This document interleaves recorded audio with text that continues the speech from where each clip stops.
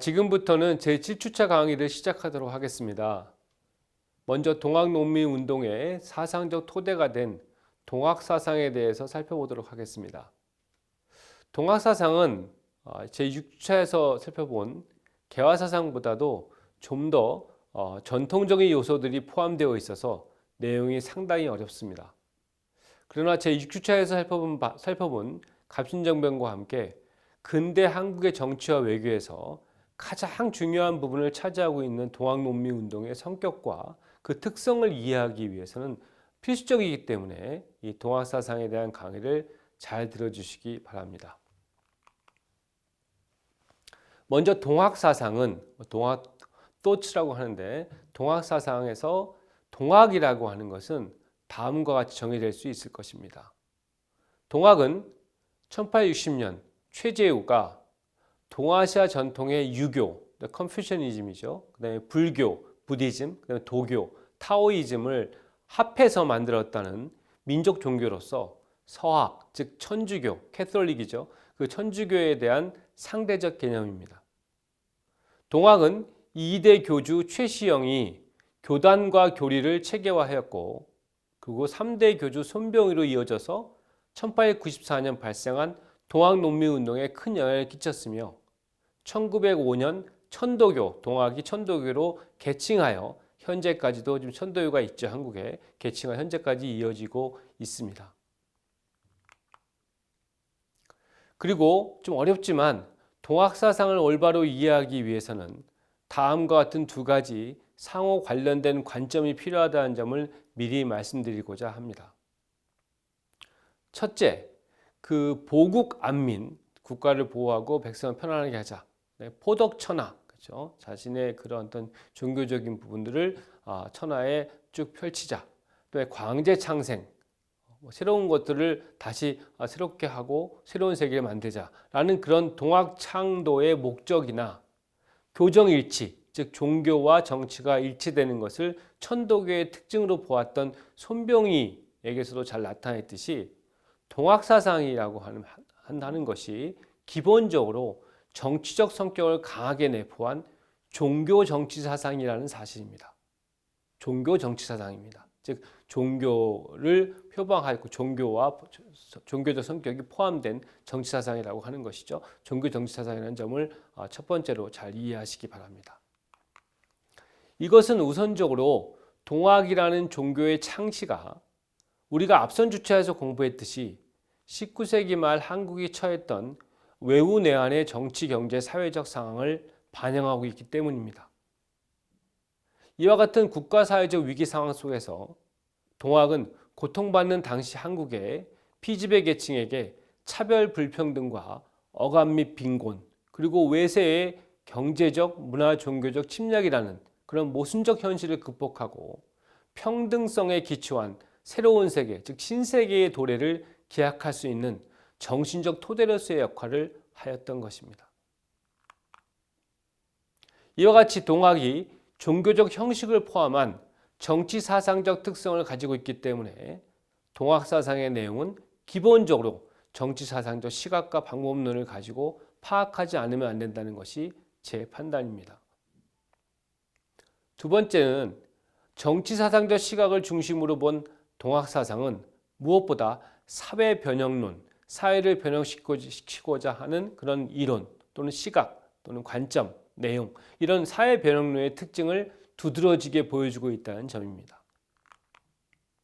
구체적으로 동학사상은 당시 한국 사회의 변혁을 정치 목표로 설정하고 이러한 정치 목표를 달성하기 위해서 변혁의 필연성을 우주의 원리로 논증하고, 이것을 우주론이라고 하는데요. 그 다음에 변혁 주체로서의 인간의 본질을 해명하고, 인간에 대한 문제죠. 그 다음에 그러한 인간의 개인적, 사회적 실천 행위를 제시하는 등 실천론이라고 합니다.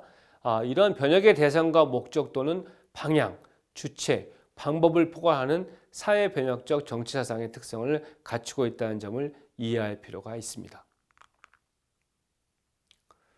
물론 초기 창도기에 동학사상에 나타난 봉건적 특성이나 변혁 이후의 구체적 정치 사회 체제의 구상이 보이지 않는다는 점을 들어서 동학 사상이 가지는 봉건적 한계를 지적하는 경향이 존재하는 것이 사실입니다만 그것은 동학 사상 자체의 한계라기보다는 군주 체제, 즉 군신 체제죠. 군주 체제를 대체할 새로운 정치 체제를 구상하는 것이 불가능할 정도로 성숙되지 못했던 당시 한국의 상황과 또 이와 함께 새로운 체제 또는 질서에 대한 인식의 폭을 확대시킬 수 없었던 동학 주도 세력의 신분적인 제약, 이런 것들, 이런 환경적 요인에 기인한 바가 큽니다.